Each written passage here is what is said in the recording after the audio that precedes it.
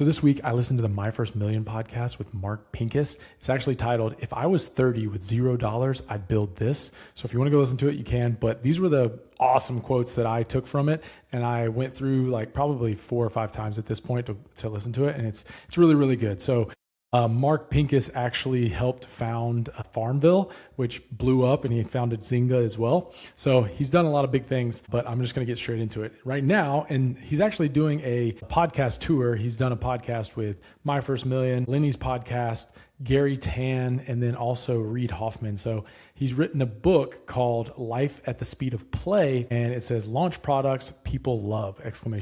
So Marc Pincus is doing his book tour on podcasting, which I think is kind of funny because that is the thing to do. I actually saw Dave Portnoy he's doing a podcast tour as well because he has a book that's out. So let's jump right into it. The first quote that I loved hearing was, if you pick the right body of water, you don't have to pick the right boat. But if you pick the wrong body of water, the best boat isn't going to help you. The internet was the right body of water. AI is like that now.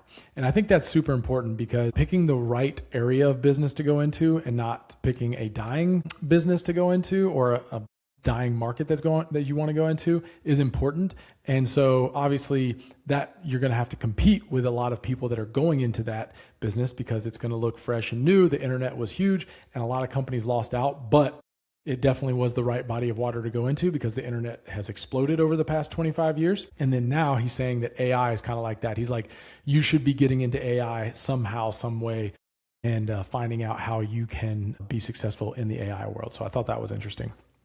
All right, next quote. This was a quote on investing, and I thought it was super interesting because a lot of people like to brag about their investments and the things that they've done. And actually, he was kind of like this wasn't a humble brag, but it was actually kind of tamping down like the size of this investment or how impactful it was. And he says, there's nothing brilliant about the Facebook investment I made. It's far more impressive that I was in a place that Mark Zuckerberg and Sean Parker walked into my office than I decided to invest. And I thought that was so interesting because a lot of people would be like, oh yeah, I invested in Facebook. Like I was an early investor, and they wouldn't explain how it happened. And so he talked about how he thought it was more impressive that he was in a position that those two guys would walk into his office and ask for him to invest than it actually was to invest, because once he saw the metrics from Facebook, he was like, yeah, it's a no-brainer, I'll invest. But he had built a huge company, I think, at that point, and they wanted to work with him because he was a very impressive founder. So that I think that's interesting coming from a guy that at that point had already made millions of dollars, wasn't in a position and still isn't. He's like, I don't want to brag about that investment because it was a no-brainer, but I will brag about how those guys actually came to me. So I thought that was cool.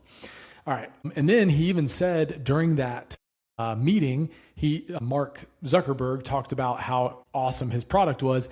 And Marc Pincus said, we should have copied him. Like we should have copied everything that they did. And then he said, but I was actually kind of prideful because he was trying to build a social network called Tribe. And it wasn't going as well as Mark Zuckerberg's. And so now he's like, dude, I should have just copied everything he was doing and then made it better. Because in the book, he uses this framework called Proven Better New. And he's thinking that a lot of people are afraid of copying good products. And that's the proven aspect. If something is proven to work, why not copy them? And copying kind of has like kind of a bad taste in your mouth because I'm like, I don't want to copy anybody. You want to be something that's new and innovative. But he's saying that if it's proven, you should just go in that same direction. You should walk that same path, make something new make something better on that product that's copying, and then it's new. And so anyways, we'll go on to the next one. So they had a topic that they were talking about pattern matching. They asked Mark if he can pattern match really well, since now that he's, an investor, he can, see something that's really, really good. But he said, if you have to ask someone, is this lightning in a bottle? It ain't lightning in a bottle. When you've got it, you don't have to ask anyone. And he was talking about how Mark Zuckerberg knew he had something great and really didn't have to ask anybody if this was something that was working. And he says that a lot of founders kind of get in a delusional state of like, man, I got something really good. Is this lightning in a bottle? And he's like, you will know if you have lightning in a bottle when it comes to a product. So I thought that was interesting because I was like, I haven't felt that yet, I don't think, but hopefully maybe one day I will. All right, next quote. When 60% of the people try your product come back every day, when you get that kind of engagement, That's lightning in a bottle. So he's talking more about the lightning in a bottle thing, and the reason why he was thinking that the Mark Zuckerberg thing wasn't like a big time investment Facebook, because he was like, oh, they had 60% DAU MAU, which DAU means daily active users, and monthly active users was MAU. So 60% daily active users and 60% monthly active users, that's lightning in a bottle when it comes to some type of platform or game. All right, another quote that I really liked was, the master of the art of living makes little distinction between his work and his play, his labor and his leisure, his mind and his body, his information and his recreation, his love and his religion. He hardly knows which is which. He simply pursues his vision of excellence at whatever he does, leaving others to decide whether he is working or playing. To him, it's all doing both. That's by James A. Michener. And Sean is actually the one who read that quote. He said he has this up on his wall because it's a really cool quote about people, like doing something you love. People won't know if you're actually working or you're playing or you're just having fun. Because if you're doing that, then you're actually doing something that you were probably born to do, or you're really enjoying yourself. So I thought that was a great quote. All right. The next thing was, and this is about 30 minutes in, he talks about, he says, I'm not stressed enough. I loved the high of working at Zynga. And that's interesting because I think a lot of people, like a lot of pro athletes, don't want to retire because they want that rush. Even myself, like I would play sevens rugby until I died if I could, but my knees won't let me. So I thought that was cool because it's like understanding that you have a really big high when you're trying to chase something amazing. And he's like, when I was working at Zynga, like every day was a battle, and it was such an exciting thing because we were discovering new things, and it was always like trying to hunt the best thing and win and win and win. So I could really resonate with that. Mark did a fun little exercise, and he goes to his whiteboards, and he basically did Ikigai, or at least what I looked at as Ikigai. He says, make a list of everything you're passionate about, then make a list of actual businesses. And then the third thing you want to do is make a list of how those things can intersect with each other. And so he said, come up with mashup ideas of things you're passionate about and real businesses, and try to mash those together, because things you're passionate about, there may not be a business for what you're passionate about. There might be, but you need to be able to mold those two together. And so he did a little exercise to show how he does that. And I thought it was cool to see that on the whiteboard. Then they were talking about Jack, the food influencer, and they said Jack should make a Jack's list, right? Like people will take his opinion about food more seriously than Joe Schmo on Yelp. So I thought that was interesting. And the way that Marc Pincus said that he would do it is I would copy everything about Yelp.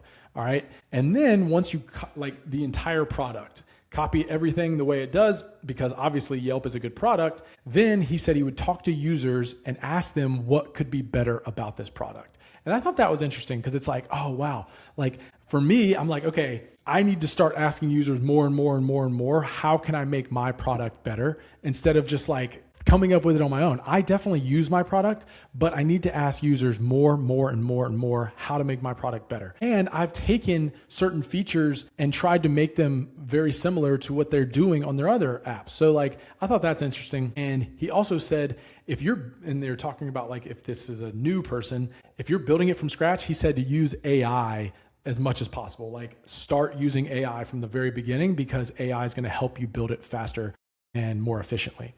All right. And then he also said, which I thought was interesting, is if you're starting your own business, he said, hire really cheap people until you connect all the dots. Then hire more expensive people when you have all the dots connected about how you want your product to work in the outside world. And I thought that was interesting because I think people feel like they have to go get the top of the top workers to begin with, and they have to, either raise money or be able to pay these people a lot of money. Whereas it's like, dude, you need to be as frugal as possible in the beginning of your company to really figure it out, and then pour the gasoline or get rocket fuel whenever you feel like you have something incredible.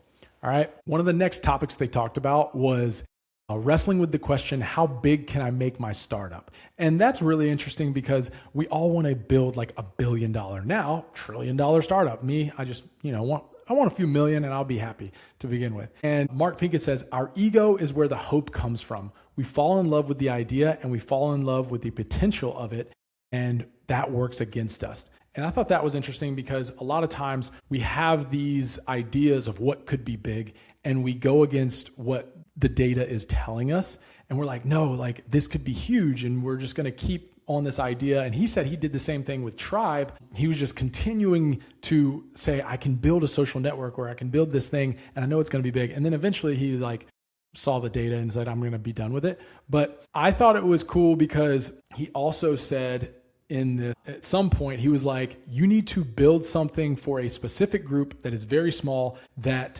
works first. Before you think about getting big, focus on making a product for a specific group and they really love it, and then expand from there. So I thought that was a good piece of advice if you're trying to build something that's going to grow really fast. He said, we've got to get to a really small use case that really works before we can do anything else. And that is, I struggle with this too, because I think I want to grow so fast.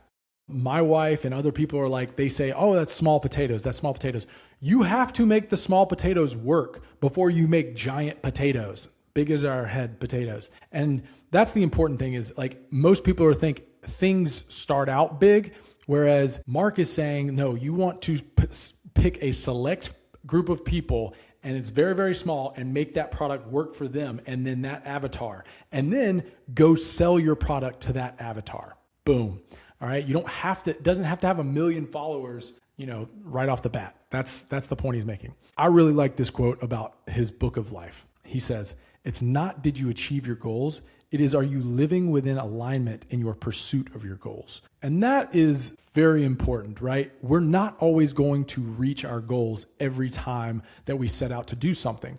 Like Olympic athletes, all of them don't win gold medals, right? They work for 4 years, and some of them don't even medal. Some of them get second, some of them get third, right? Like that's the whole point of it, is like, but for those 4 years, they were trying their best, or at least hopefully they were in alignment for trying their best, because that is what is very, very important. Because no matter what, if you're not living within the alignment that what it takes to be a successful entrepreneur, then why do you think you're going to automatically one day just build a great company? You have to do the things. Like, I think I really try to understand, like, if I want to be a multi-million-dollar business, I have to operate like I'm a multi-million-dollar business with my time and my effort and my decision making. And so I think that's really cool, is like the things you do day to day should align with what you really want to be and what you really want to do. And sometimes that doesn't align, and you need to fix that. All right. I'm never going to miss the first and the last 15 minutes of my kids' day, because that's what they remember most. And I think that's interesting. It's psychologically, we remember the beginning, we remember the end. We don't necessarily remember the middle that much, but we definitely remember how things begin and how things end.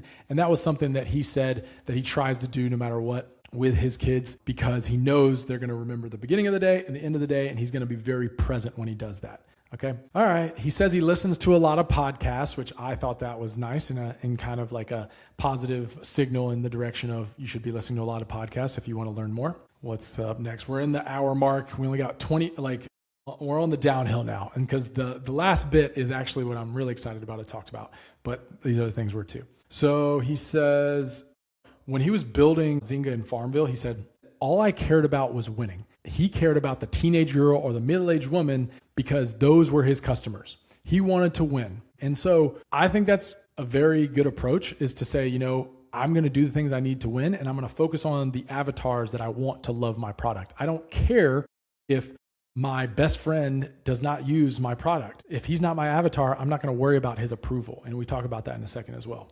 And he said building Farmville wasn't cool to build for most people, but when they built it, everyone who loved it, they loved it. A lot of people didn't want to admit that they were playing Farmville, but that's just the way it goes sometimes. All right. We're almost done. I got a few more. Almost. He said also that, or Marc Pincus said, he almost bought a company, but the founder was an a-hole, so he didn't end up buying it. And it was basically a copy of Farmville. They pretty much copied everything this guy did, and then ended up taking all of his market share from him after they built Farmville and launched it. And so the main point behind that is, don't be an a-hole, because just because your product is awesome doesn't mean somebody can't come along and make a better one. And honestly, his product is probably no more. I don't know. I'm making an assumption, but he probably went, by the wayside once Farmville came out, because he was an a-hole, and his company could have gotten bought by Marc Pincus's company, but ended up not doing it because he was kind of a douche. Anyways, all right, next quote. he said this, and I thought it goes into not trying to focus on other people's approval that are your peers and stuff. He said, if you are truly ambitious, do not look for approval from your peers because you will not get it if you are doing things differently than them. And that's very important when it comes to if you are trying to build a startup and other people are in, other industries that aren't in the startup world, they're going to look at you maybe like you're crazy or you're not doing anything like of worth, or they just might not get it. And so if you're trying to impress them, that's probably not a good idea. Just like you want to block out you don't want to be like an a-hole to them, but you just don't want to like put all of your worth into proving to them that you're a good startup founder. And I thought that was cool. All right. The last little bit of this podcast was actually kind of my most fun part to listen to. And the reason why is because they kind of threw some shade they threw some criticisms at some other big time founders and other podcasts, which made me think, I was like, man, we should have a award show where podcasters come in and kind of have debates with each other on certain topics. I think that would be awesome because I think podcasters are actually the big voices these days. And so hearing them kind of talk different political views or different ideas of what's happening in the world probably matters more now than it ever did. And politicians probably aren't as smart as some of these podcasters. So that was my idea. I think we'll maybe try to run with that at some point. But Pincus said that Andreessen and the All In guys said it's waste of time to do introspection, to be introspective. And all three of the guys, Sam, Mark, and Sean, were all like kind of irked because Mark Andreessen and the All In guys were talking about like, oh, introspection's dumb. You shouldn't do introspection. And all three were saying, no, you should still do introspection because it's not a waste of time. And they were talking about like, that's just dumb. And even Sam said like smart people say dumb things sometimes. And Mark said that they said on the All In podcast that rumination is a total waste of time. Sam said, this is an example of smart people saying dumb things. And then Sam goes, I just saw a thing where Chamath said he was looking back all the SPACs he did. Then Mark said, Chamath has a lot of things, but he has no problem whatsoever of contradicting himself. And I think that's pretty interesting because I've heard that so many times from the All In guys. They say one thing and then literally a week later, they'll say the opposite, or a month later, they say the opposite. And then Mark says that he was like, I hear all of them say AI is going to put everyone out of work. And now they are proudly saying that's BS. The facts don't support it. AI is not going to be putting anyone out of work. But you were the one, and then he was like, but you were the one saying that to begin with. So he was like, it was just so fun to hear them kind of like clowning on other podcasters / people of what they said. Cause you don't hear that much. You don't hear, people talking about other podcasters very often. And so that's why I think it'd be a good thing to bring them all together and let them debate a little bit. That's all. And I thought it was a really good podcast, man. There's so many good things to take away from it. And Marc Pincus seems like a really down-to-earth guy, even though he's probably worth millions or billions. I haven't even looked it up. But he just had some really cool insights about business, about investing, about being a good dad. And I think I took a lot away from it. So highly recommend going to listen to that podcast. And that's all I got, guys. Hopefully that was helpful. Get after it.